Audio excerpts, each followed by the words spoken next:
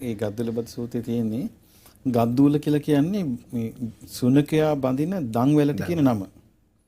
බලු දන්වැල අපි කියනවා. එතකොට බද්ද කියලා කියන්නේ බැඳුණු.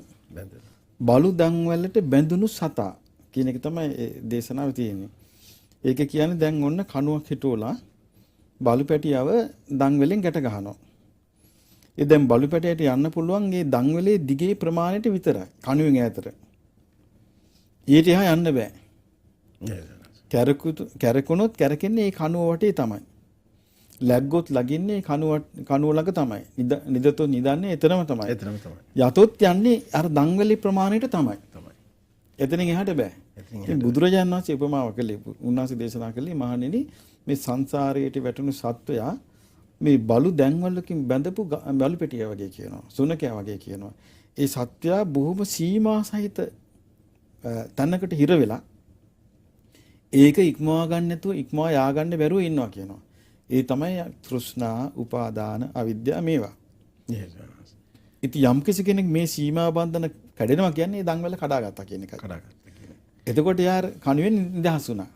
එතකොට උතන්ට සෝනන්සේ රූප වේදනා සංඥා සංකාර විඥාන එතන මේ ඒ කියන්නේ පංච උපාදානස්කන්ධය. පංච උපාදානස්කන්ධය උතන ආත්මයක් හැටියට හැම එකක්ම ගන්නත් පුළුවන් නේ. ඔව් දැන් පංච එකක් ගානේ මිනිස්සයා මුලා වෙනවනේ. දැන් අපි ගත්තොත් කෙනෙක් රූපෙට ඇලෙනවා මේ රූපේ තමන් කියලා. නමුත් හොඳටම පැහැදිලිව පේනවා මේ රූපේ දැන් අපි වර්තමාන මිනිස්සයාට මේ රූපේ තමන් නොවේ කියලා හිතන්න හොඳට පැහැදිලි සාධක පේනවා. මේ මැරෙනවා මේ චප්ප වෙනවා ආහන වලින් මේ ඊළඟට මේ පින්තූර වලින් හැමතිස්සම පේනවා නොඑක ආකාරයේ ලෙඩ දුක් හැදලා විනාශ වෙනවා පේනවා මේ පෙවුනා කියලා ඒක නැතු යන්නේ නැහැ නේ මිනිස්සයාගේ දෘෂ්ටිය නැතු යන්නේ නැහැ එහෙම පෙවුනා කියලා එයාගේ හිතන රටාව නැතු යන්නේ එතකොට ඒකෙන් තීරුම් ගන්න තියෙන්නේ එහෙම වෙනවා නම් එහෙනම් දොස්තරවරු මිනි කපන අය ඊළඟට නොඑක ඔපරේෂන් කරේ ඔක්කොටම සත්‍ය අවබෝධය පහළ වෙන්න ඉපෑ. එහෙම අවබෝධය පහළ වෙන්නේ නැහැ. ඉතින් එහෙම වුණානේ දැන් අපි ගත්තොත් වෛද්‍ය වෘත්තියේ දෙන අය කොච්චරවත් දකින්නේම ලෙඩ රෝග තියෙන අය. ඊළඟට මලමිනි කපන අය දකින්නේම හැමතිස්සෙම මලමිනි අද සමහර දවසට මලමිනි 2-3 කපනවා. දැන් අපිට ඒ වගේ අසුබ දර්ශන පේන්නේ නැහැ. නමුත් ඒගොල්ලන්ට එහෙම වුණා කියලා ඒක ඒ නිසා ඒගොල්ලෝ ගිහි ජීවිතේට කලකිරීමක් ඇති වෙන්නේත් නැහැ. කාමයේ අඩුවක් වෙන්නේත් නැහැ. මං අහලා තියෙනවා සමහර විට මලමිනිත් එකක් කාමසේවණිය යදනවා කියලා. ඉතින් ඒ ආකාරයට අහිනම් අවිද්‍යාව අඩු වෙන්නේ නැහැ. ඒ ක්‍රමයට. එහෙනම් අවිද්‍යාව ප්‍රහාණය වෙන්නේ බුදුරජාණන් වහන්සේ වදාළ ආර්ය අෂ්ටාංගික මාර්ගයෙන් විතරමයි. වෙන ලෝකෙක ඒ නිසා මේ මලකුණක් දිහා ඉපදිලා කියන්නේ කොණු වෙලා පස් වෙනකම් බලාගෙන හිටියත් බුදුරජාණන් වහන්සේ වදාළ රටාවෙන් තොරව ඒ ආબોධ කරයන්නේ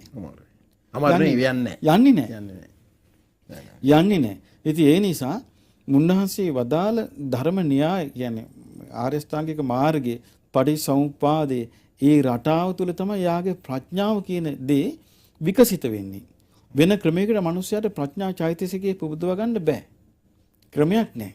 හේතු වෙලා තියෙන සෝනස මේක අනිත්‍යතාවය මත දෙයක පිටව ගන්න හිත යොදවන්න වෙන කො වෙනස් වචනේ විතරයි ඒක තියෙන්නේ. පසේ බුදු කෙනෙකුටත් බෑනේ. බුදු සම්මා සම්බුදු කෙනෙකුට විතරයි ඒක පුළුවන්. ඒතර සම්මා සම්බුදුරජාණන් වහන්සේගේ වචනවල අර්ථ අපි අපේ භාෂාවෙන් තේරුම් ගත්තොත් අපිට පුළුවන්. එහෙම නැත්නම් බෑ කරන්න. දැන් සම්මා සම්බුදුරජාණන් වහන්සේගේ වචනවල අර්ථේ අපි අපේ භාෂාවෙන් තේරුම් ගන්නේ නැතුව කරන්න බෑ. මොකද දැන් අපේ හිතන රටාවක් තියෙනෝනේ. ඒ හිතන රටාවෙන් ඕනේ අර අර්ථය තේරුම් ගන්න.